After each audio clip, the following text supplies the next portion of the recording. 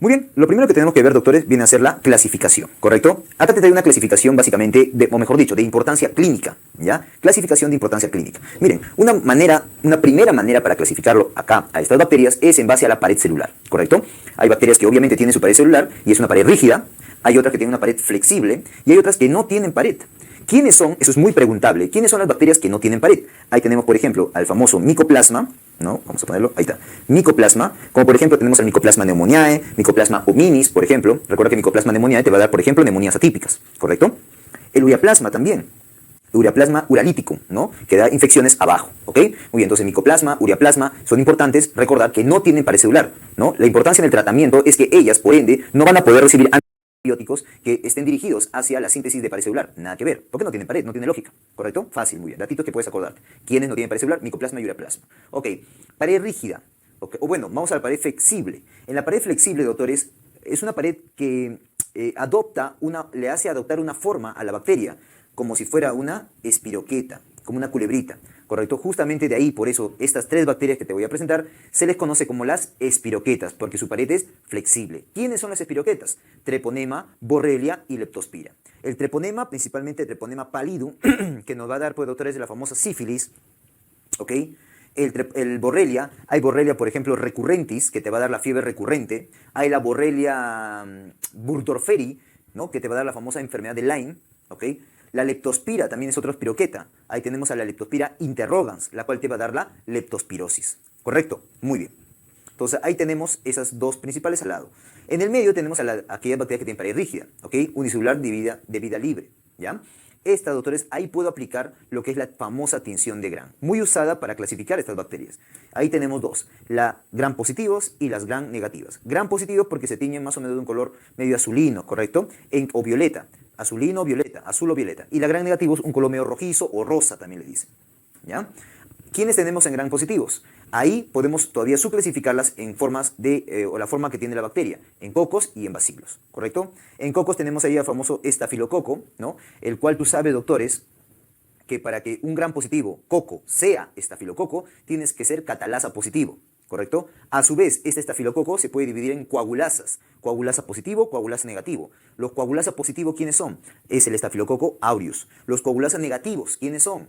Todos los demás, es decir, estafilococo epidermidis a la cabeza, estafilococo hominis, estafilococo saprophyticus, por ejemplo. Esos son estafilococos coagulasas negativos, a la cabeza epidermidis, ¿ok? Muy bien. Los estreptococos, para que yo diga que una bacteria es un estreptococo, tiene que ser una bacteria Gram positivo, coco, pero catalasa negativo, ¿ok? Ahora, dentro de los estreptococos yo lo puedo clasificar según puedan o no puedan, o cómo hacen hemólisis en una placa de agar, ¿correcto? Puede haber alfa, beta o gamma hemolítico, ¿ya? Alfa, beta o gamma hemolítico, ¿correcto? Los alfa, por ejemplo, Streptococcus pneumoniae, Streptococcus del grupo Viridans. Los beta, el del grupo A, según la clasificación de Lancefield, ahí tenemos el Streptococcus pyogenes. O del grupo B, según la clasificación de Lancefield, Streptococcus agalactiae. Y por último, los gamma, los que no hacen hemólisis. Recuerda, alfa hemolítico, hemólisis parcial. Beta hemolítico, hemólisis total. Y gamma hemolítico, hemólisis parcial. ¿Correcto? Ya, dentro de los gamma hemolíticos tenemos al Streptococcus bovis y al Streptococcus faecalis. ¿Correcto? Muy bien, listo. Luego tenemos a otros que son el peptococo y peptoestreptococo. ¿Correcto? Que no son de tanta importancia clínica, básicamente se asocian a infecciones en cavidad bucal. ¿Ok? Muy bien. Oiga, doctor, ¿por qué lo puso color diferente? Ah, porque estos amarillitos, ¿ok? Son aerobios o anaerobios facultativos. En cambio, los de color azul son anaerobios estrictos. ¿Correcto? Anaerobios. Muy bien, listo. Dentro de bacilos, ¿no? Tenemos a los bacillus, por ejemplo, el Bacillus anthracis, que viene a ser la causa, pues, del carbunco. Hay carbunco cutáneo, hay carbunco respiratorio, hay digestivo. También hay otro Bacillus, el Bacillus cereus, que es causa de intoxicación alimentaria, ¿correcto? ¿Por consumo de qué? Consumo de alimento tipo el calentado de la noche o el arroz frito, el chaufa. Bacillus cereus, ¿correcto? El Corynebacterium diphtheriae, ¿no? Que es la causa de difteria, ¿ok? Tenemos a listeria, la famosa listeria monocitógenes, que en pacientes inmunosuprimidos te puede llevar, pues, a meningitis, a sepsis, y también en neonatos y en ancianos. O sea, la listeria monocitógenes, para que haga su enfermedad clásica, que viene a ser la sepsis y la meningitis, tiene que ser en extremos de la vida, bebés, neonatos, por ejemplo, lactantes menores, y ancianos, o si no, un inmunosuprimido, ¿correcto? Si no, te hace una diarreíta nada más, listeria monocitógenes, ¿correcto? Erysipelotrix, ese es el Erysipelotrix russipatiae, el cual te va a generar la famosa erisipeloide. Eso se da por trauma con espina de pescado, aunque en realidad es con carne cruda también, ¿correcto? Muy bien. La nocardia, nocardia asteroides, ¿correcto? La famosa nocardiosis, que te va a dar pues un proceso pulmonar con absceso, cavitación, una neumonía grave, ¿correcto? Que se da en cierto tipo de pacientes. Muy bien, hasta ahí esos bacilos son aerobios o anaerobios facultativos, ¿ok? De ahí tenemos al Clostridium. El Clostridium hay varios tipos, por ejemplo, el Clostridium difficile, Clostridium perfringens, el Clostridium tetani, el Clostridium botulinum. El Clostridium difficile te da la famosa diarrea intrahospitalaria que puede evolucionar a una colitis pseudomembranosa. El Clostridium perfringens te puede dar dos enfermedades dependiendo de la toxina. Te puede dar una gangrena gaseosa con la toxina alfa o una intoxicación alimentaria con la toxina termolábil, con la enterotoxina termolábil. La Clostridium tetani, mediante la tetanoespasmina, te da el tétanos, y el Clostridium botulinum, mediante la toxina botulínica, te da el botulismo, que es diagnóstico diferencial con miastenia gravis. ¿Correcto? Muy bien, esos son los Clostridium. Propionobacterium. El Propionobacterium, doctores, te puede dar infecciones en la piel, tipo acné, por ejemplo, o infección del sitio operatorio también. Lactobacillus, también te puede dar enfermedades, pero muy comúnmente usado también ciertos bacilos, por ejemplo el Bacillus reuteri, utilizado como probiótico, Actinomyces, el famoso Actinomyces israeli, que es la causa de la actinomicosis, ¿correcto? Antiguamente relacionado en mujeres con dispositivos intrauterinos que generaban abscesos, infecciones en la cavidad uterina, ¿correcto? Otro ahora más se asocia, doctores, a taponamiento nasal, a infección de heridas, infección citooperatorio y forma abscesos típicamente cervicofaciales y más frecuentes submandibulares, ¿correcto? No te olvides lo gránulo de azufre en la actinomicosis, ¿ya? Muy bien, un datito, doctores. Estos azules por si acaso son anaerobios. Ahora, doctores, dentro de estos bacilos hay dos que quiero que te recuerdes que forman esporas. El Bacillus tiene la capacidad de formar esporas, al igual que el Clostridium tiene la capacidad de formar esporas. Por eso le dicen a estas bacterias esporulados. También se les dice así. ¿Correcto? Muy bien. Pasemos al otro lado, a los gram negativos. Dentro de los gram negativos, tú sabes que es gram negativo porque es color rosa o rojito, ¿ok? Y también puedo dividirlo así, en cocos y en bacilos. Es más, los bacilos en entéricos y no entéricos, ¿correcto? Dentro de los cocos tenemos pues a la Neisseria, a la Moraxella. La Neisseria hay dos tipos muy importantes. Neisseria gonorrheae, que es la causa de la gonorrea en su forma localizada o en su forma diseminada. La Neisseria meningitis, que te va a dar pues meningitis, meningococcemia o la meningitis fulminante, ¿ok? La Moraxella, doctores, por ejemplo hay una Moraxella angularis, que te da un tipo de conjuntivitis, ¿ya? Otra Moraxella, por ejemplo, la Moraxella catarralis, que es la tercera causa más frecuente de otitis media aguda y también de sinusitis, ¿ya? Y de ahí tenemos una que es anaerobio, que es la Veillonella. No es tanta importancia clínica acá, Veillonella, ¿ok? Dentro de los bacilos gram negativos, tenemos, por ejemplo, a la Escherichia, la más importante y la más frecuente, la Escherichia coli, que hay varios tipos. La Escherichia coli uropatógena, que te causa ITU, las que hacen enfermedades digestivas, tipo diarreas. Ahí tenemos a la enterotoxigénica, enteropatógena, enteroagregativa, la enteroinvasiva y la enterohemorrágica, ¿correcto? También tenemos otra E. coli, o bueno, las mismas E. coli que pueden llevarte infecciones perinatales, tipo, pues, doctores, endometritis o infecciones neonatales, tipo sepsis, tipo meningitis, ¿ya? En neonatos. La Klebsiella, ahí tenemos la Klebsiella pneumoniae, ¿correcto? Klebsiella pneumoniae, que te da la famosa neumonía pesada. Enterobacterias, Serratia, Proteus, ¿no? El famoso Proteus mirabilis, que es muy móvil porque tiene muchos flagelos. La Salmonella, la más importante, la Salmonella notifis. Ahí tenemos por ejemplo, Salmonella enteridis. Las notifi te hacen salmonelosis y las tifi o paratifi te dan fiebre tifoidea. Vamos a ver eso. La Shigella, característicamente te da diarrea, ¿no? Hay varios tipos de Shigella. Sonei, ¿cómo se llama? La Shigella flexneri, que es la más frecuente, ¿correcto? La Sonei, que es la más leve. Hay Shigella también Dysenteriae, que su serotipo 1 se relaciona a Shu, por ejemplo, ¿ok? La Yersinia. Hay Yersinia enterocolítica, que te hace un cuadro gastrointestinal, parecido a una TB, por ejemplo. Una TB enteroperitoneal se parece, ¿ya? Pero hay otra Yersinia que es más importante, la Yersinia pestis, que es la causa de la peste, ¿correcto? Muy bien, vamos a ver eso. Su reservorio, que es el roedor, cómo se transmite, pues, a través de la pulguita, que es la Xenopsidia cheopis. El vibrio, el famoso vibrio cholerae, que es la causa de ¿quién? Del cólera, ¿correcto? Es esa diarrea profusa que en menos de 24 horas te lleva a un shock hipovolémico. Recuerda que la toxina del cólera llega a su gangliosio GM1, ¿ok? Campylobacter jejuni. Hay otro Campylobacter, por ejemplo, Campylobacter fetus, por ejemplo. Pero más importante acá, Campylobacter jejuni, que es causa de diarrea, una diarrea de tipo disentérica. Claro, primero acuosa y luego disentérica, típico de lactantes, asociado a aves, palomas, ¿correcto? Helicobacter pylori, que se asocia a gastritis, a úlcera péptica, ¿ok? Hasta ahí, esos eran aerobios o anaerobios facultativos. De ahí tenemos a bacteroides, por ejemplo, bacteroide fragilis, que es importante en infecciones intraperitoneales o intraabdominales, ¿correcto? Por ejemplo, en pacientes posoperados. O en apendicitis, por ejemplo, es la bacteria más frecuentemente encontrada. Fusobacterium también tenemos ahí, ¿correcto? Fusobacterium, que te puede dar la angina de Vincent. Angina de Vincent. Bacilo no entérico, ahí tenemos a la pseudomona. Ahora sí, la más importante es la pseudomona aeruginosa, ¿correcto?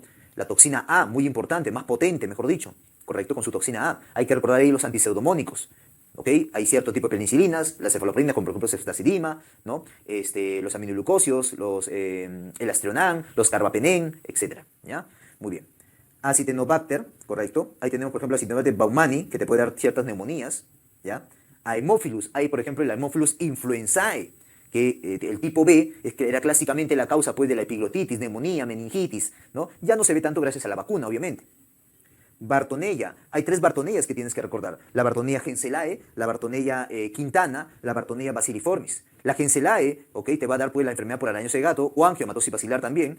La quintana te va a dar la enfermedad o la fiebre de las trincheras o angiomatosis basilar también, dependiendo de la inmunidad del paciente. Y la Bartonella basiliformis, que en su forma aguda te va a dar la fiebre de la oroya y en su forma crónica te va a dar la verruga peruana. Juntas forman lo que es la enfermedad de tu papi Carrión. ¿Correcto? Muy bien.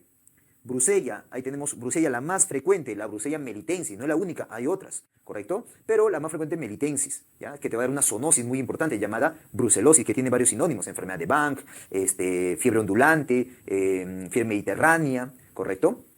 Muy bien.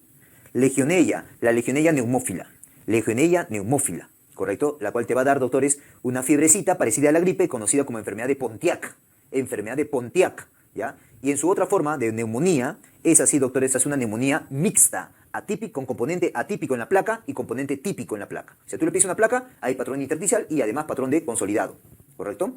Muy bien. Bartonella o Bordetella, la famosa Bordetella pertussis, que es la causa de la tosferina, ¿correcto? Muy explicado esto en pediatría. Tenemos la Francisella también, ¿no? La Francisella tularensis, que te da la famosa tularemia, ¿no? Tularemia. La Pasteurella multósida, que tiene que ver con los conejitos, ¿correcto?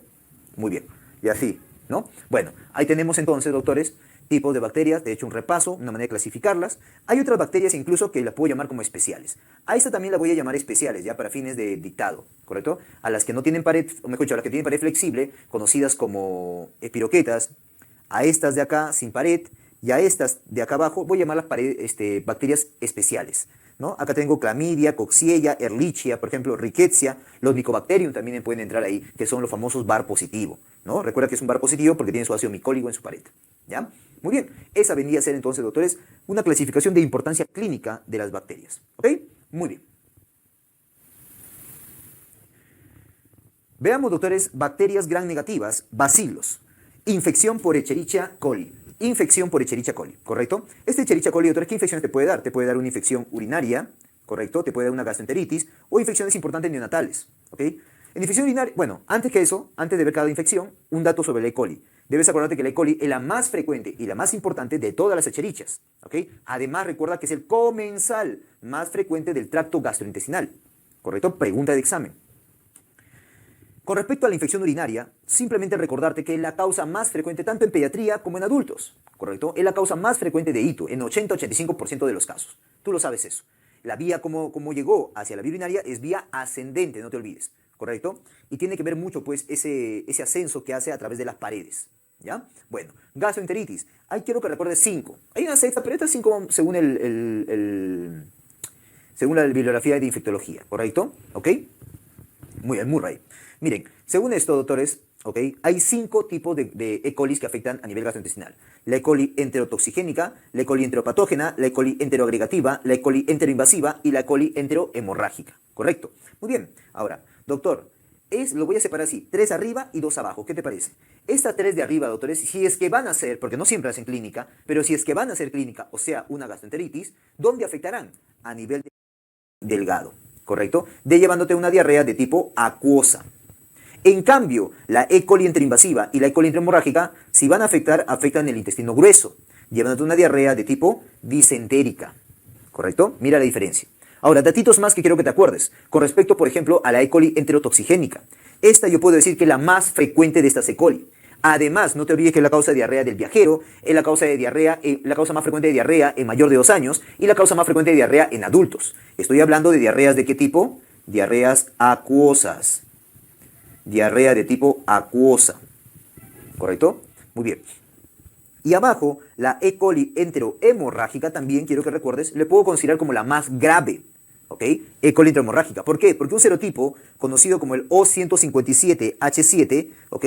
Tú sabes que se relaciona al famoso, o es causa de brindarte la toxina chiga para relacionarse con el famoso síndrome hemolítico urémico, típico de niños. Típico de los menores de 5 años. El conocido CHU-D positivo o CHU típico también le dicen. ¿Correcto? Muy bien. Infecciones neonatales. Bueno, acá dos tipos de infecciones muy importantes. Recuerda que E. coli en neonatos es la segunda causa más frecuente tanto de sepsis neonatal como de meningitis neonatal. Eso se ve en neonatología. Ahora, un datito. El tipo de E. coli que te lleva a la meningitis neonatal, datito, ¿de qué cepa es? De la cepa K1. Cepa K1, ¿ok? Para meningitis neonatal. Muy bien.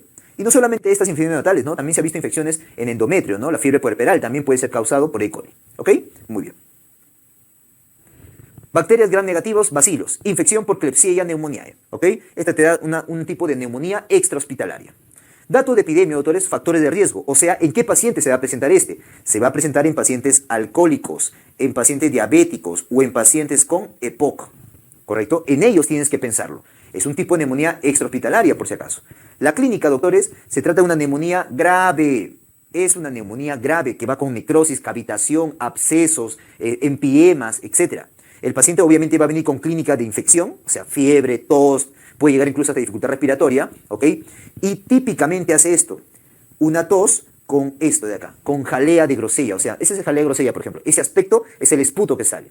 Tos con jalea de grosella. Acuérdate, ¿dónde más escuché jalea de grosella yo? También escuché jalea de grosella, por ejemplo, en intususcepción, ¿correcto? Ok, muy bien. Invaginación intestinal en niños. Muy bien. Y le gusta afectar el lóbulo superior derecho. Por eso, para el diagnóstico, sería importante que le pides una placa y vas a ver ahí la clásica imagen por la cual se le brinda el nombre a este tipo de neumonía. Por esta imagen que tiene, es que se le brinda el nombre de neumonía pesada. ¿Por qué, doctor? Ah, ya. Como hay tanta secreción, tanta pus, tanto absceso ahí, esto pesa. Al pesar, abomba la cisura hacia abajo. Mira cómo lo ha bombado hacia abajo, donde está la flecha blanca. ¿Correcto? Muy bien. Por eso adopta ese nombre de neumonía pesada. No te olvides, Klebsiella pneumoniae.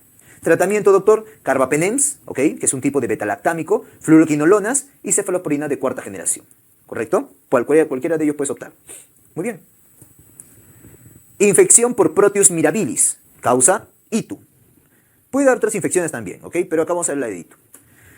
Primero recordar, ya, un datito sobre este Proteus mirabilis. Esta bacteria, doctores, tiene un montón de flagelos, como estás viendo ahí, un montón, ¿ya? Por tal motivo, como tiene un montón de flagelos, es muy móvil. Es muy móvil, ¿correcto? Recuerda ese datito. También recuerda que esta bacteria es ureasa positivo. No te olvides, una bacteria importante, no es el único, pero una bacteria importante, representante del tracto urinario, que además es ureasa positivo, Proteus mirabilis, ¿ok?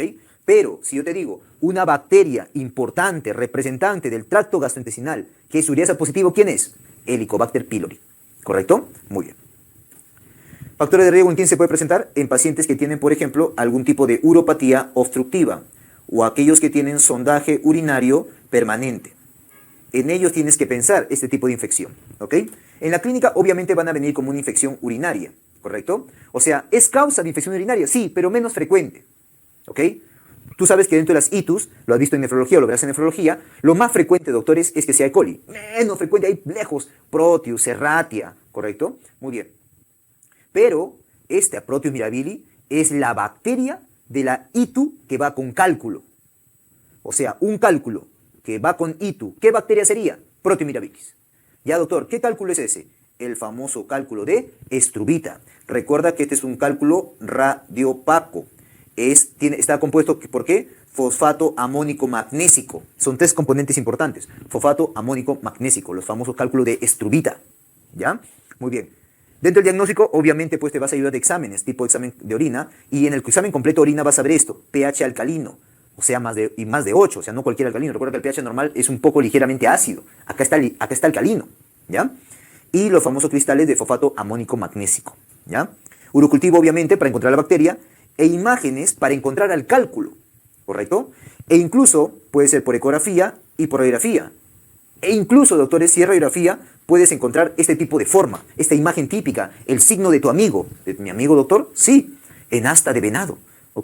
¿Ok? ¿Estamos de acuerdo? Mira esa imagen de ese famoso cálculo poraliforme que te brinda este estrubita, ¿no? El signo radiológico en asta de venado. Tratamiento, cefalosporina de cuarta generación, imipenem, clotrimazol o quinolonas. ¿Correcto? Esas opciones tienes como tratamiento.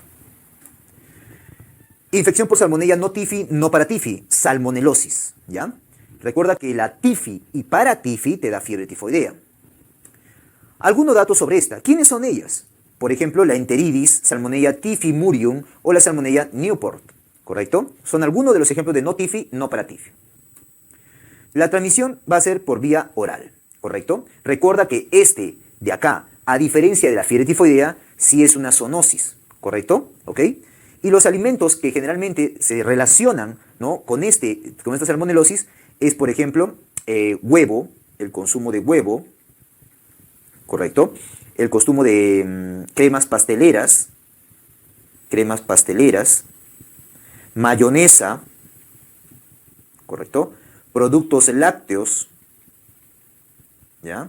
E incluso el simple contacto con animales, por ejemplo, las aves de corral. El simple contacto con los animales, ¿correcto? También, tú lo metes a la boca, pones en contacto con una gallina, un gallo que está infectado con esto, lo metes a la boca y entra, pues, doctores, esta bacteria por la vía oral, ¿ok? Muy bien, por eso decimos que es una zoonosis, ¿ya? Estos alimentos contaminados también vienen, pues, porque se contaminaron de productos de animal, ¿correcto? Muy bien.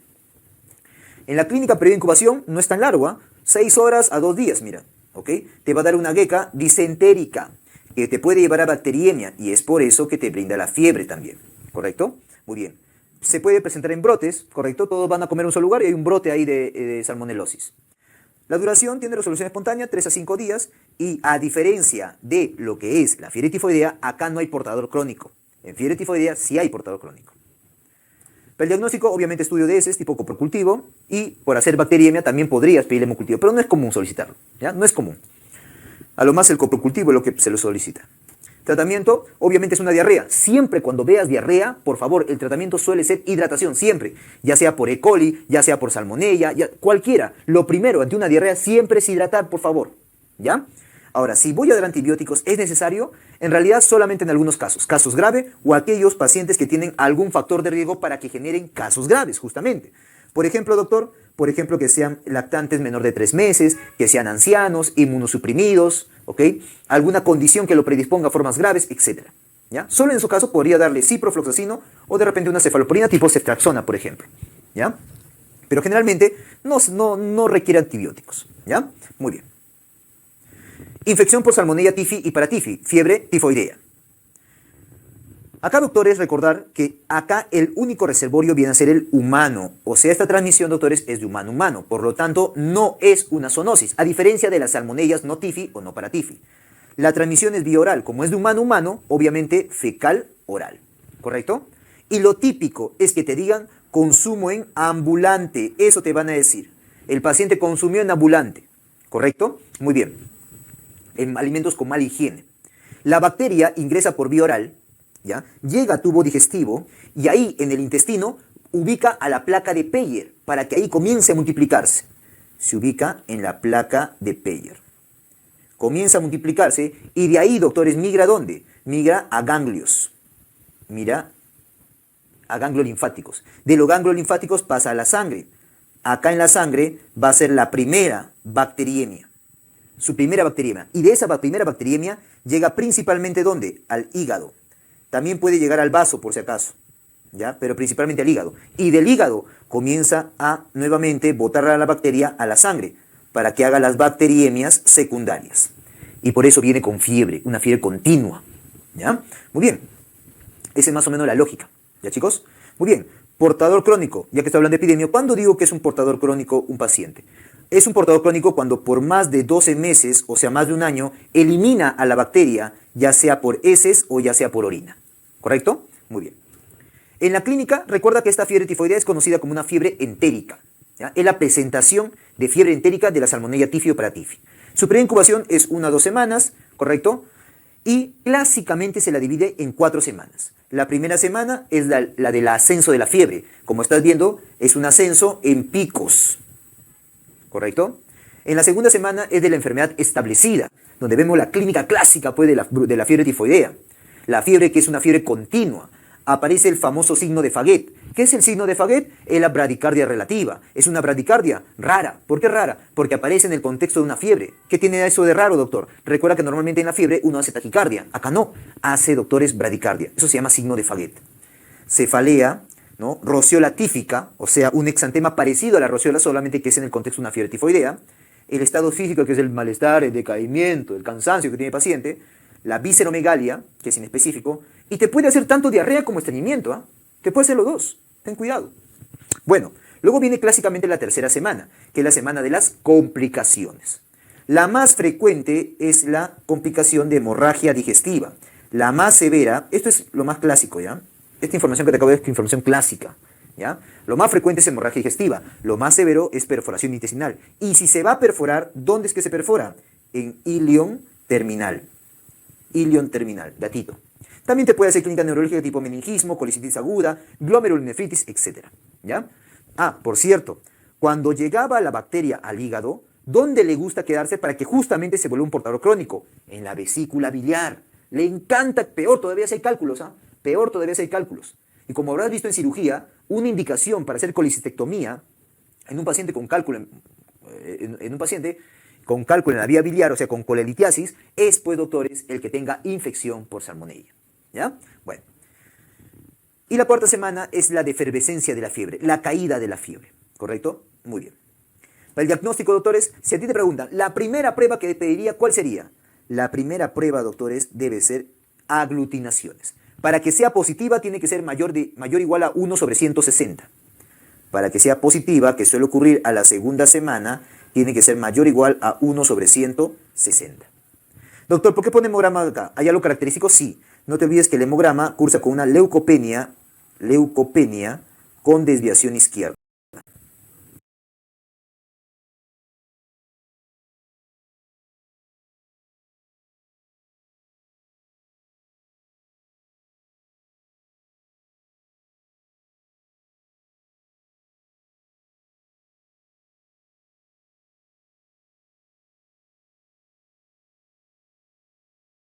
Leucopenia con desviación izquierda. Cultivos. No te olvides que el hemocultivo viene... Ah, por cierto, este tipo de hemograma aparece también a la segunda semana, o se ve en la segunda semana. Ahora, doctor, el hemocultivo, datos de los cultivos. Si vas a pedir un gol estándar, sería el hemocultivo, gol estándar. Y si lo vas a pedir, tiene que ser en la primera semana. Es el mayor momento donde vas a encontrar positividad. El mielocultivo, doctores, es conocido como el más sensible, ¿correcto? El más sensible y por ende el más rentable. Y le puedes pedir en cualquier semana, porque siempre sale positivo, o casi la mayoría de los casos sale positivo. Urocultivo y coprocultivo, si es que piensas pedirlo, debes pedirlo en la segunda a tercera semana. Ahí deberías pedirlo, ¿correcto? Muy bien. Listo. Tratamiento, doctores, bueno, depende. Si estamos en infección aguda, o sea, en la misma fiebre tifoidea, ¿ok? Pregúntate, ¿está complicado o no está complicado? Si no está complicado, ok, primera opción, ciprofloxacino por 7-10 días y segunda opción, acitromicina por 5 o 7 días. Todo vía oral, ¿correcto? Ahora, doctor, y si está complicado, puede darle ceftriaxona, pero por más tiempo, 10 a 14 días, ¿ok? Si es una infección crónica, o sea, portador crónico, ahí tienes que darle ciprofloxacino por vía oral, pero por más tiempo, 4 semanas. Vía oral, 4 semanas. ¿Correcto? Esta es la famosa fiebre tifoidea, fiebre continua. ¿Ok? Muy bien. Bacterias gram negativos, bacilos, infección por Shigella. ¿Ok? La shigellosis. Algunos datos de esta Shigella. Recuerda que esta Shigella, doctores, ¿ya? Podemos tener, por ejemplo, Shigella flexneri, que esta viene a ser la más frecuente. La Shigella disentería yo le voy a decir que es la más grave. ¿Por qué, doctor? Porque su serotipo 1 se asocia al síndrome hemolítico urémico. Shigella bodei no tiene ningún dato. Shigella sonei sí, porque esta es la más leve. ¿Correcto? La más leve. Algunos datos, doctores. El reservorio es humano, por lo tanto no es una zoonosis. ¿Ok? La transmisión es vía oral, por lo tanto si es de humano a humano tiene que ser fecal oral. Y no hay portador crónico tampoco, ¿no? Es pues el consumo de alimentos contaminados con ese de pacientes que han tenido Shigella. ¿Ok? En la clínica, periodo de incubación 1 a 3 días. Puede ir desde un cuadro asintomático hasta la famosa disentería basilar. Así se le llama a la disentería por Shigella, disentería basilar. ¿Ok? De ese rango de espectro de infección puede tener. Ahora, si es que hace diarrea, hay una evolución clásica. Primero comienza con una diarrea acuosa y luego cambia a una diarrea disentérica. En ese contexto te va a hacer fiebre, cólico intenso, tenesmo, pujo y vómitos. Doctores, remarca pone amarillo patito florcita, no lo sé, ponle algo. ¿Ya? Si tú ves una diarrea disentérica, ¿ok? Una diarrea disentérica con pujo y tenesmo, al toque piensa en Shigella, por favor. ¿Ya? Y a la cabeza Shigella flexneri, ¿correcto? Porque es la más frecuente, ¿ya? Y no te olvides, la flexneri, está bien que digas que es la más frecuente, pero también es la causa más frecuente, ponlo ahí, de diarrea aguda disentérica en mayor de 2 o 5 años. Es decir, también es diarrea aguda disentérica más frecuente en adulto, ¿ya? En los adultos. Muy bien, no te olvides, pujo, tenesmo, al toque, marca Shigella. Diagnóstico, obviamente examen de ese tipo, reacción inflamatoria, coprocultivo, etc. ¿no? Y dentro del coprocultivo, ahí te dejo 3 cultivos que encontré por ahí que pues deberías usar para Shigella. Tratamiento, es una diarrea. ¿Qué es lo primero? Hidratación, es lo primero, doctores, ya sea vía oral o ya sea endovenoso, dependiendo del estado de hidratación. Ahora, si vas a dar antibióticos, solamente lo darías en casos graves o pacientes con factor de riesgo, ¿ya? Por ejemplo, quinolonas o acitromicina. Quinolonas o acitromicina. O sea, ciprofloxacino me refiero. Complicaciones. Puedo dividirlas en 2 grupos. Las intestinales, ¿correcto? Y las sistémicas. Las intestinales, por ejemplo, proctitis, prolapso rectal, megacolon tóxico, obstrucción intestinal, perforación colónica. A ese cuadro te pueden llevar. Y las sistémicas, bacteriemia, por ende sepsis, hipovolemia, o sea, por la deshidratación, hiponatremia característicamente, y esto, doctores, es por alteración de la hormona antidiurética, o sea, hace un tipo de SIHAT. Esto es por un SIHAT, no es por la pérdida de sodio, es porque desarrolla un SIHAT, ¿ya? Muy bien. Reacción leucemoide, más de 50.000 leucocitos tranquilamente te puede llegar a hacer, ¿correcto? Es una complicación. Neurológicas, dentro de las neurológicas, por favor, remárcalo, amarillo patito florcita, o sea, ponle algo ahí, ¿ya?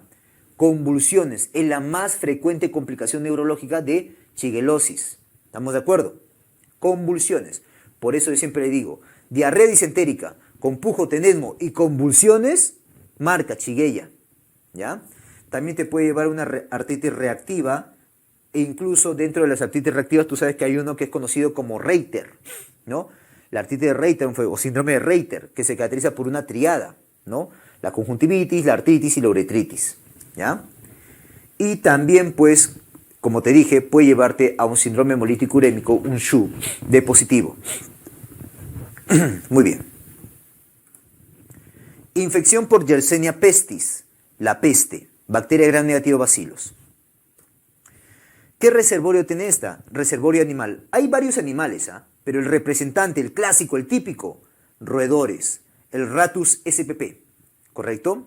El cual, doctores, mediante su vector, que viene a ser la pulga de la rata, la famosa Xenopsilla cheopis, ¿ya? Ahí está. Va a llegar, pues, doctores, por una picadura hacia el humano, ¿ya? Eso es lo clásico. Pero también puede existir una transmisión de humano a humano. O sea, la infección en realidad es una zoonosis que viene del animal, en este caso la rata, a través de la pulguita, que es el vector, hacia el humano. pero puede haber transmisión de humano a humano en la forma neumónica, por inhalación, ¿ya? Sí puede existir. Bueno. En la clínica, doctores, entonces el paciente va a desarrollar 3 tipos de peste. La peste bubónica, que por cierto es la más frecuente, la peste septicémica, segundo puesto, y la más rara, felizmente, pero la más grave, la peste neumónica. No te olvides, bubónica, la más frecuente, y neumónica, la más grave. 100% mortalidad en la neumónica, ¿ya? Ya. Lo normal o lo clásico, doctores, es que el humano se infecte y haga peste bubónica, pero también podría ser de frente peste septicémica o de frente una peste neumónica, pero eso es raro, ¿ok? Lo más probable es que sea una septicémica secundario a la neumónica, o sea, así. Vamos a poner mejor. O sea, lo más común es que sea una peste bubónica que lleva a una peste septicémica. Esas son las formas secundarias, que son las más frecuentes. Esto es lo más frecuente. Igual acá, que sea una peste bubónica que lleva a una neumónica. Esto es lo más frecuente. ¿Correcto? Que sean secundarias. Ya, muy bien. La peste bubónica, doctores, hay una picadura inaparente, o sea, no se acuerda el paciente que le ha picado una pulguita, ¿ya? Viene con fiebre, escalofríos, cefalea, debilidad. Doctor, esa es clínica inespecífica. Entonces, ¿qué yo marcaría? Así que, ¿de qué tengo que guiarme para decir que esta es una peste bubónica? De los bubones, pues, ¿no? Doctor, ¿y los bubones qué cosas son? Un bubón es un ganglio aumentado de tamaño con compromiso de la piel circundante. Eso es un bubón. Y el lugar más frecuente es justamente, como ves acá en la imagen, a nivel inguinal. ¿Correcto? Eso debes guiarte. Los famosos bubones. ¿Qué es un bubón? Ganglio aumentado de tamaño con compromiso de la piel circundante.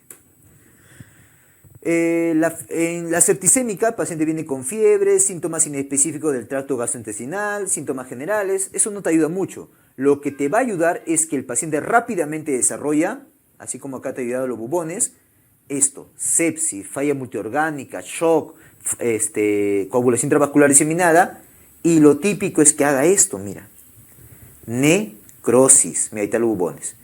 Necrosis a nivel periférico, ¿correcto? Ok, en partes distales. La neumónica, igual, fiebre, obviamente con clínica respiratoria tipo disnea, dolor torácico, hemoptisis, y este es lo más importante.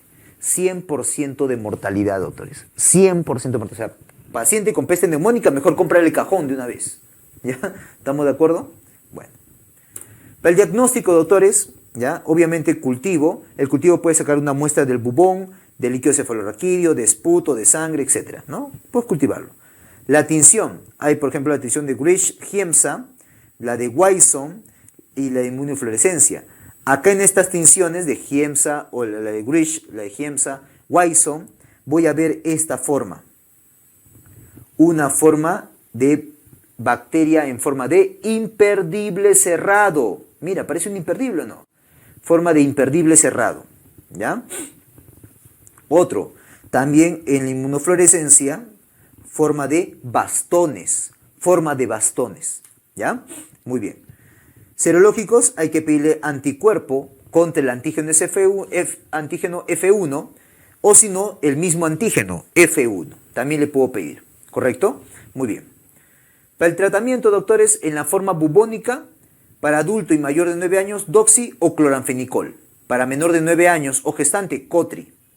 Pero para las formas más importantes o más graves, como son la septicémica y la neumónica, en adultos o mayores de 9 años, estrepto. Niños también estreptomicina. Pero en gestantes, cotrimoxazol. Cotrimoxazol, porque no puedo darle estrepto. ¿Ya? Muy bien. Profilaxis se puede hacer, claro, por ejemplo, cuando hay desborde de ríos. ¿Correcto? Desborde de ríos, por ejemplo, o alcantarillado, etc. Cuando se desborda el alcantarillado, cuando se desbordan los ríos, ¿puedo hacer profilaxis? Claro que sí. En adultos, doxiciclina. Y en niños y gestantes, cotrimoxazol. ¿Ya? Infección por Vibrio cholerae, cólera. Algunos datos del Vibrio cholerae, doctores. En base al antígeno O del Vibrio cholerae es que podemos dividir en serogrupos. Hay serogrupo O1, O2, O3, O4, O5, O6, O7, hasta el O139. Doctor, ¿tantos? Sí, pero en realidad los que hacen cólera son solamente el O1 y el O139. Principalmente el O1. Principalmente el O1. ¿Correcto?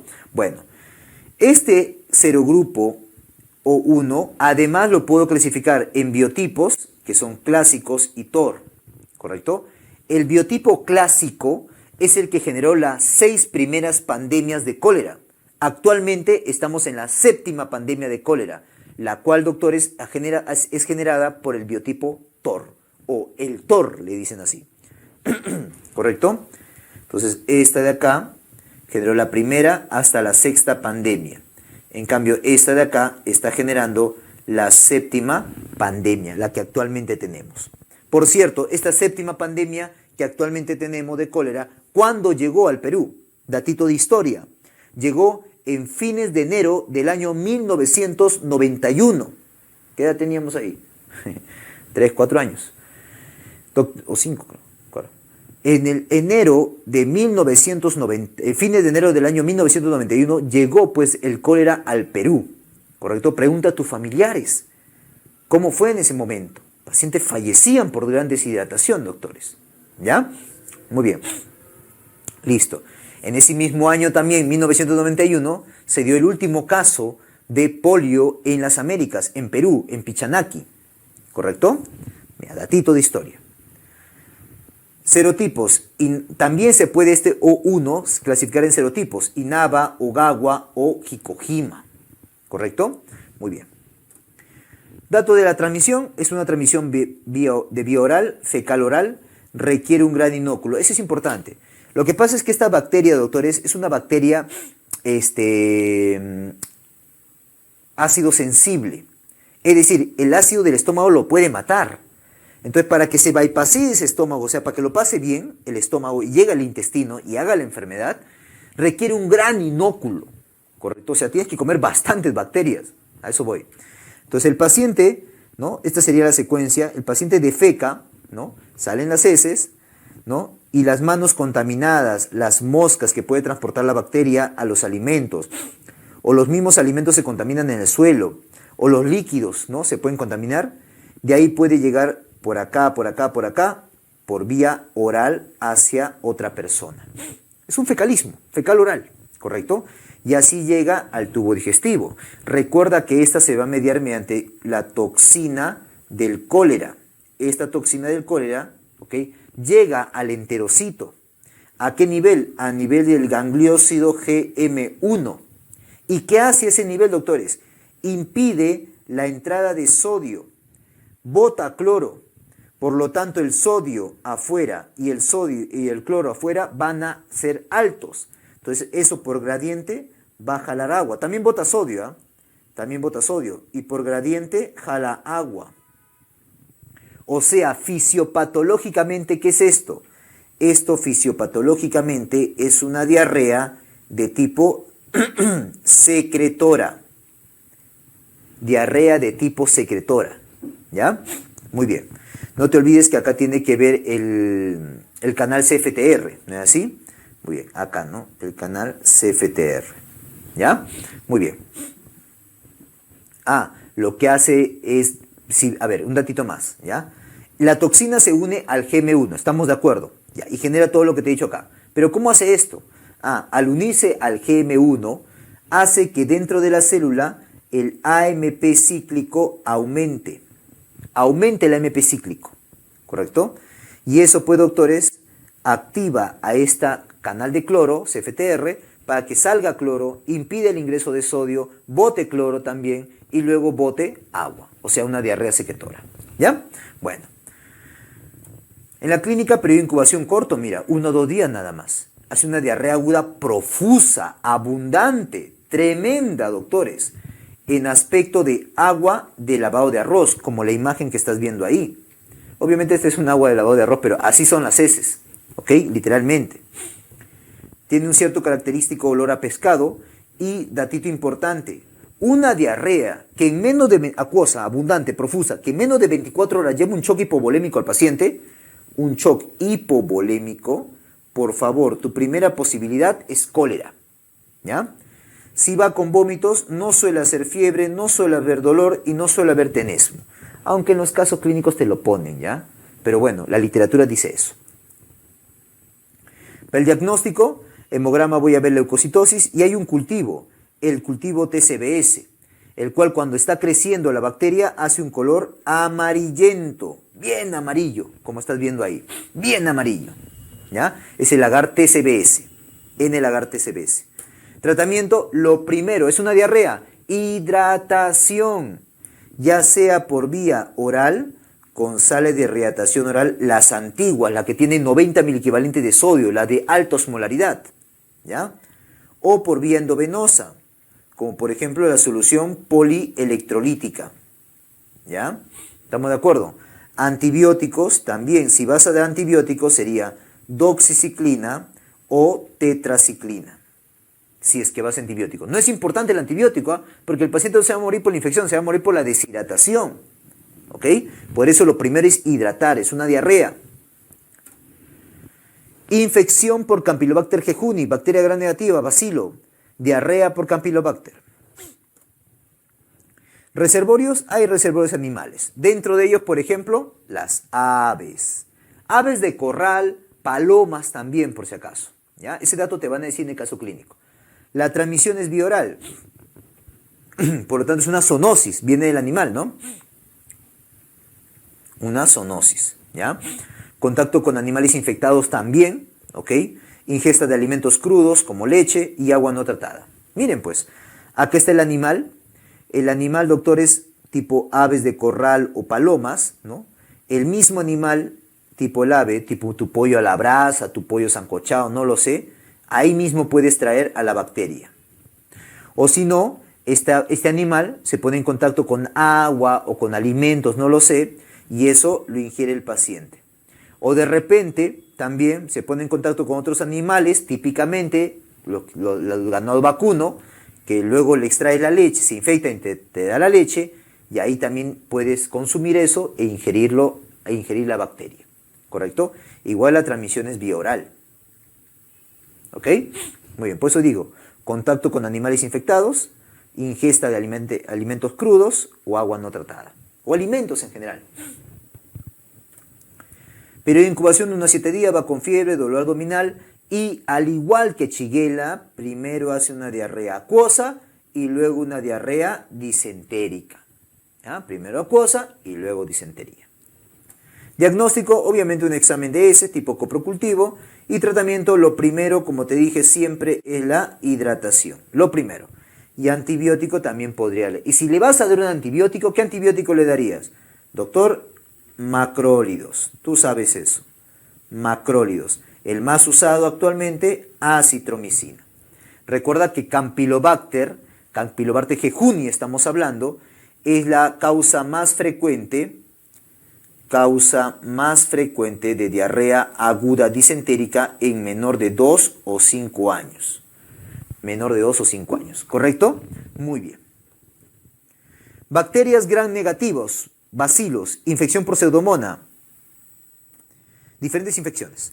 Algo de la bacteria, la más importante es la pseudomonas aeruginosa. Su exotoxina A es la más potente y es una bacteria, como tú sabes, oportunista. O sea, se va a meter cuando el paciente esté con una inmunidad baja, cuando el paciente esté muy enfermo, cuando el paciente esté neutropénico, cuando el paciente tenga una pérdida de continuidad de la piel, por ejemplo, los quemados. Y están viviendo en los ambientes intrahospitalarios. Le encanta la humedad. Le encanta vivir en la humedad a la pseudomonas. ¿Ok?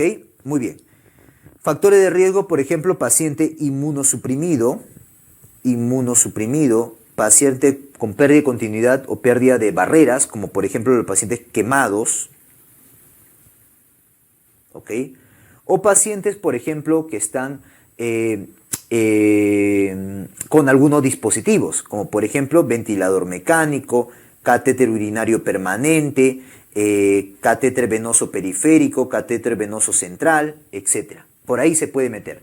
Recuerda que le gustan los ambientes húmedos. El ventilador mecánico, el corrugado, todo está húmedo. El catéter urinario permanente está húmedo. La vía periférica, la vía central, están húmedas. En la clínica, ¿qué enfermedades pueden hacerte, doctor? Por ejemplo, ectima, ¿no? Enfermedades o infecciones que te puede hacer. Es causa en otorrino, por ejemplo, de otitis externa difusa o esta imagen que es de la otitis externa maligna. ¿Ok? También te puede hacer queratitis. Queratitis, como has visto, verás en oftalmología, es una úlcera central. También te puede hacer ITU en pacientes que tienen sonda. Pacientes con ventilador mecánico, pacientes inmunosuprimidos, te puede llevar a neumonía. O bacteriemia y por ende también sepsis. ¿Correcto? Para el diagnóstico hay que cultivarlo. Y dentro del cultivo hace una coloración medio azul verdosa, igual que en las infecciones. También ahí hace una coloración medio azul verdosa. ¿Correcto? Tratamiento, obviamente hay que darle antiseudomónicos. Y acá lo viene lo importante. Acá lo importante, doctores, es pues darle recordar los antibióticos antiseudomónicos. Como por ejemplo, dentro de las penicilinas, los antiseudomónicos o el primer antiseudomónico que se creó, ticarcilina con clavulámico, pero que ya dejó de usarse. Ahora, ¿cuál es el antiseudomónico tipo penicilina? Representante, el famoso pipetazo, piperacilina tazobactam. Otro betalactámico como las cefalosporinas, ahí tenemos a ceftazidima, cefoperazona, cefipime, cefpiroma. Monobactam, el único, ¿no? El astronam. Carbapenem, ahí tenemos al imipenem, que recuerda tú, el imipenem siempre tiene que ir con su inhibidor enzimático, la cilastatina, porque si no es por gusto que lo des el imipenem. Meropenem también. Doripenem también tiene cierta actividad para Pseudomonas. ¿Cuál es el carbapenem que no tiene actividad para Pseudomonas o que su actividad es muy pobre? El ertapenem, se no tiene cobertura Pseudomonas. Aminoglucósidos, fluoroquinolonas tipo ciprofloxacino, colistina también, que es un tipo de polimixina que actúa a nivel de la membrana celular o membrana de la bacteria. Muy bien. Estos son los antibióticos antiseudomónicos que quiero que recuerdes, ¿ok? Infección por Haemophilus influenzae, ¿correcto? ¿Qué infecciones? Vamos a ver. Primero voy a recordarte sobre este Haemophilus influenzae, que puedo dividirlo en dos tipos, ¿ya? Los no capsulados, ¿correcto? Y los capsulados. Los no capsulados son también llamados los no tipificables. Y son comensales, viven con nosotros, ¿ok? A veces son causas de neumonía, otitis media aguda y sinusitis. Y las infecciones por estos ha aumentado un poco, ¿ok? Porque se ha cubierto con vacuna a los capsulados, que son 6. Dentro de esos 6, el más importante, la cepa tipo B, el más patógeno, que era causa de meningitis, epiglotitis, celulitis orbitaria, artritis, sepsis. Ya no tanto, esto ya no se ve, en realidad. ¿Por qué? Por la vacuna, ¿no? Muy bien. Dentro de la pentavalente, como tú muy bien sabes, ¿no? Los factores de riesgo, doctores, entonces, que te van a contar, la falta de vacuna, justamente, la transmisión, secreción respiratoria, ¿no? Es el contacto con esta secreción respiratoria, ¿ya? En la clínica, la más representante de estas es la epiglotitis. Ahí está, la epiglotitis, ¿no? Que clara, se amplía esto en pediatría, ¿no? No te olvides que eso es típico de los niños preescolares. Adoptan un paciente que viene con estridor severo, que luce mal, con gran dificultad respiratoria, cianosis, boca abierta, posición de trípodes, y así, ¿no? ¿Ok? Desaturación, etc., ¿no? Tú verías así, por ejemplo, mira cómo están inflamadas esas epiglotis, ¿ya? ¿Y qué es lo que no debo hacer? No debo hacer uso de baja lengua, porque si no se cierra esa glotis y chao, ¿ya? Diagnóstico, por ejemplo, además de tu hemograma, hemocultivo, etc., puedes pedir una radiografía lateral de cuello, en la cual voy a ver clásicamente, pues doctores, el famoso signo de dedo de pulgar, que no viene a ser otra cosa más que la epiglotis inflamada. Tratamiento, primero cuida la vía aérea, una intubación, y luego da el antibiótico. Y si le voy a dar antibiótico, uno de los más usados es ceftriaxona, ¿correcto? Ceftriaxona. Infecciones por Haemophilus ducreyi, chancroide. Recuerda que la transmisión de esta es mediante relaciones sexuales, o sea, es un tipo de ITS, ¿correcto? Viene como úlceras genitales, están dentro de los síndromes de úlcera genital, o sea, es un tipo de ITS. Características de esta, como ves en la imagen, puede ser una o varias, o sea, múltiples, a diferencia de sífilis, ¿no es así? Es dolorosa, es sucia, ¿por qué? Porque supura. Te puede ser enopatías también. Bordes irregulares, blanda, a diferencia del sífilis, que es dura. Las enopatías son obviamente inguinales, dolorosas, bilaterales y que en algún momento podrían ulcerarse. Si te das cuenta, las características que estás viendo acá son contrarias a la de una sífilis primaria. ¿Correcto? Fácil. Recuerda que dentro de las causas de úlcera genital tenemos a herpes genital, a chancroide y sífilis primaria. ¿Ya? Para el diagnóstico, la tinción de Gram, cultivo, test de ácidos nucleicos, ¿ok? De amplificación de ácido nucleico, que es el NAT. Y en el Gram vas a ver esto, como filamentos, ¿no? De bacterias, ¿ya? Tratamiento de elección, acitro, 1 gramo, bioral, una dosis suficiente, o si no, se trastorna 200 miligramos intramuscular, una dosis. Alternativo tenemos a ciprofloxacino o eritromicina por más tiempo ahí, 3 días o 7 días.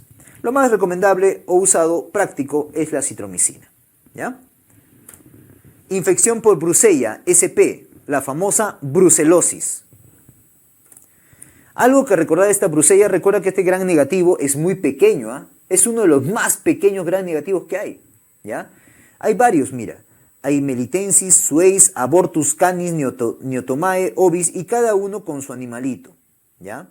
¿Cuál es el más frecuente? Este de acá.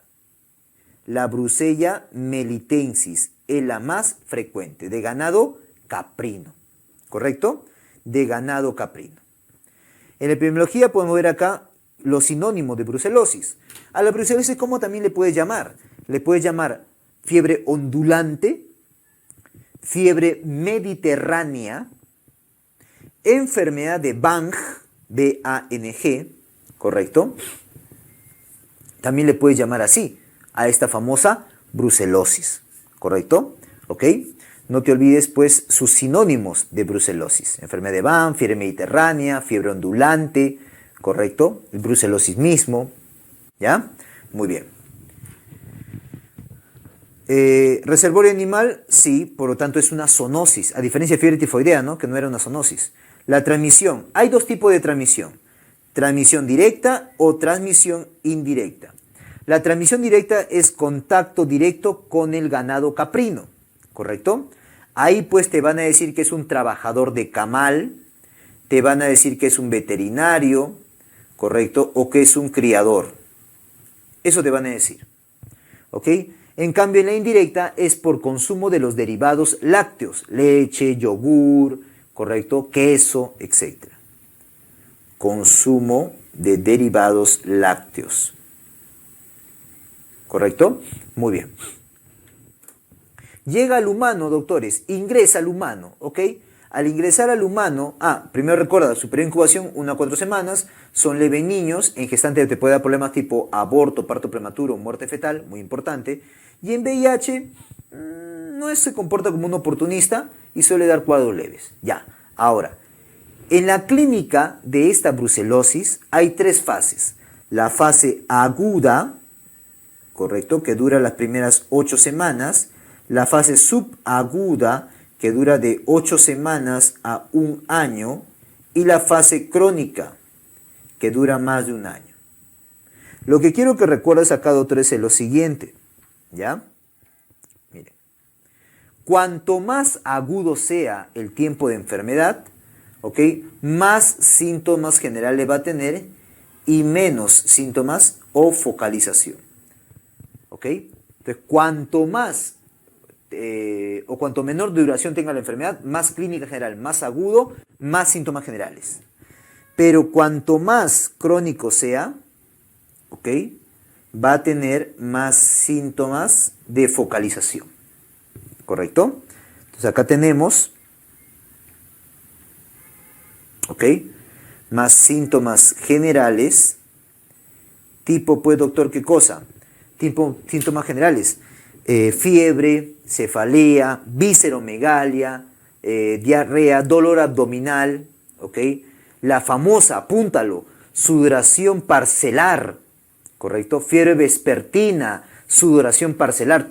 A ti te dicen eso, al toque piensa en brucelosis.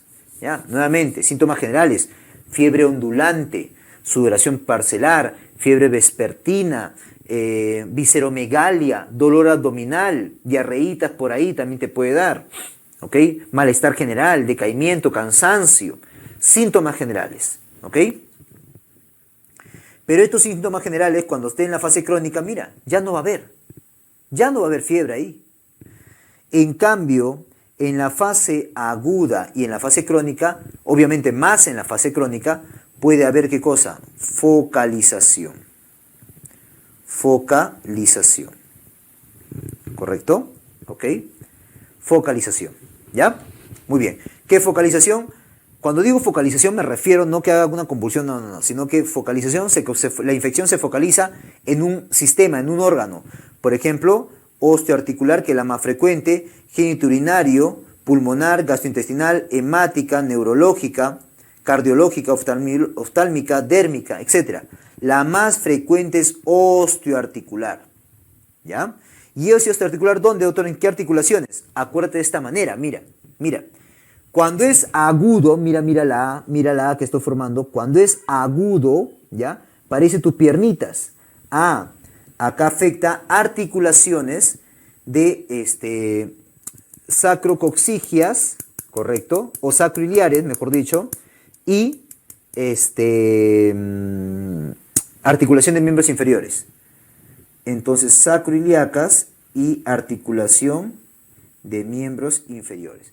En cambio, cuando es crónica, con C de columna, afecta columna. ¿Correcto? Espondilitis, ¿ya? Sacroileitis en la aguda. ¿Ok? Muy bien.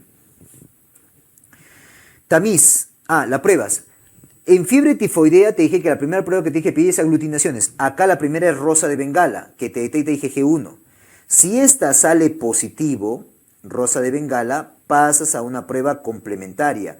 Aglutinaciones en tubo, que te detecta IgM e IgG2, o 2-mercaptoetanol, que te detecta IgG. ¿Correcto? Con respecto a los cultivos, doctores, hay puedo pedir hemocultivo o mielocultivo. Recuerda que el hemocultivo, ¿ya?, viene a ser el más específico y el mielocultivo viene a ser el más sensible, más rentable y para muchos el gol estándar, ¿ya? Aunque esto va a variar, ¿ya? ¿Correcto? ¿Ok? Tengámoslo de esta manera, porque para otros, mejor no lo digo, porque para otros el hemocultivo viene a ser el gol estándar acá. Ya depende de la fiabilidad del laboratorio, ¿ya? Esto sí, más específico, más sensible, más rentable, ¿ya?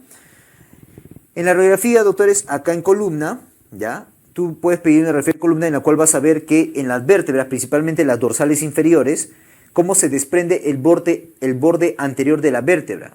Ese desprendimiento del borde anterior de la vértebra, ¿ya?, se llama signo de Pedro Pons. O pedir una resonancia magnética en la cual pues voy a ver, ¿no?, una espondilodicitis. ¿Ok? Tratamiento para adultos y mayores de 8 años, doxima rifa por 6 semanas de lo clásico, o si no, la rifa la reemplazo por genta, 2 semanas. Para menor de 8 años, cotrimoxazol rifa o eritromas rifa, y gestante o lactante, cotrimoxazol rifa o eritromas rifampicina. ¿Correcto? Muy bien. Infección por Bartonella, ¿correcto? Infección por Bartonella. Ahí vamos a ver la enfermedad por arañazo de gato, la fiebre de las trincheras y la enfermedad de Carrión. Miren, doctores, tenemos acá 3 Bartonellas, ¿ya? La Bartonella Genselae, la Quintana y la Basiliformis. La Genselae tiene como vector, ¿quién? A la pulguita, ¿ok? Ahora, este Genselae, ¿qué enfermedad te va a dar? Depende si llega en un paciente inmuno, ¿ok?, o llega en un paciente inmunodeprimido. Si llega la bacteria en un paciente inmuno, ¿ok?, ahí te va a dar la enfermedad por arañazo de gato. Pero si llega en un paciente inmunodeprimido, te va a dar la famosa angiomatosis basilar, que es algo parecido, similar al sarcoma de Kaposi. ¿Ok? Muy bien. Bueno, la enfermedad por arañazo de gato, porque se caracteriza una tríada. Así le digo yo, una tríada. Fiebre, adenopatía y arañazo. Es una adenopatía regional, ¿ya? Fiebre, adenopatía y arañazo. Digamos que acá está el arañazo, adenopatía regional y fiebre. ¿Ok? La prueba que tienes que pedir IgG, que doctor, ¿no es IgM? No, es IgG. ¿Ya? ¿Por qué? Porque la IgM de la Bartonella Henselae, la IgM, aparece, pero aparece muy poco y se va rápido. Por lo tanto, no lo vas a detectar. Así que solamente te valdrías de la IgG. ¿Ya? Tratamiento acitromicina. Bartonella quintana. Acá el vector viene a ser piojos. ¿Ya? Ahí está. También parecido, depende en qué paciente llegue la bacteria. Si llega en un paciente inmunocompetente o llega en un paciente inmuno-OK. Si llega en un paciente inmunocompetente, fiebre de las trincheras. Si llega en un paciente inmunodeprimido, angiomatosis basilar, que es algo parecido al sarcoma de Kaposi, como ya te dije. ¿Ok? Bueno, acá en la fiebre de las trincheras va con fiebre, cefalea, malestar, mareo, dolor óseo en la tibia, típico de ellos. ¿Y por qué se le llaman las trincheras o fiebre de las trincheras? Porque justamente el hacinamiento, la mala higiene, ¿no? Permite el contagio, pues, o el contacto con estos piojos, ¿correcto? Por donde se transmite esta Bartonella quintana. Serológicos, anticuerpos, PCR, cultivo también, pero puede ser difícil. Dale doxi más genta, doxi por 4 y genta por 2 semanas. ¿Ya? Ahora sí, la Bartonella basiliforme, la más importante. Su vector es el mosquito Lutzomia. El mosquito Lutzomia. ¿Ya? ¿Qué enfermedad te causa? Recuerda que tiene tropismo, esta bacteria tiene tropismo por dos células, por los hematíes y por las células endoteliales. La evidencia clínica o la expresión clínica por el tropismo a las células, a los hematíes, es justamente la fiebre de la oroya, la fase aguda. En cambio, el tropismo que tiene esta bacteria a las células endoteliales, eso se expresa clínicamente como la verruga peruana. ¿Ya? Muy bien. Entonces tenemos acá la famosa enfermedad de Tupapi. Enfermedad de Tupapi, ¿quién es? Enfermedad Carrión, pues. ¿Ya? Tiene la fase aguda y la fase crónica. En la fase aguda conocida como fiebre de la oroya y la fase crónica conocida como verruga peruana.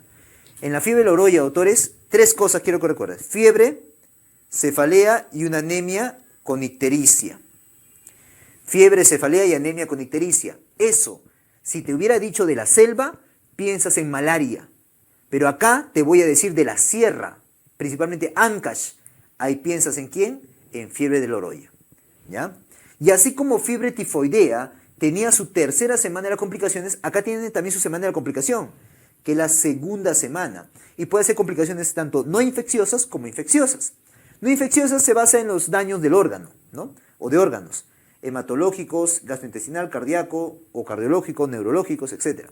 Los infecciosos es que se sobreinfecta o se reactiva un microorganismo, como por ejemplo salmonella, toxoplasma, shigella, histoplasma, neumocistosis, tuberculosis, malaria, etcétera, etcétera, etcétera. ¿Ya? Muy bien. En la forma crónica, doctores, que es la verruga peruana, esto es típico de los niños, por si acaso, y se suele presentar en zonas de exposición, ¿ya? En el rostro o en las manos, ¿ya? Ahí está, ¿no? La verruga peruana, típico de los niños. Acá el gol estándar viene a ser el cultivo y el tratamiento cotrimoxazol, ¿ya? Tratamiento viene a ser el famoso cotrimoxazol, ¿ok?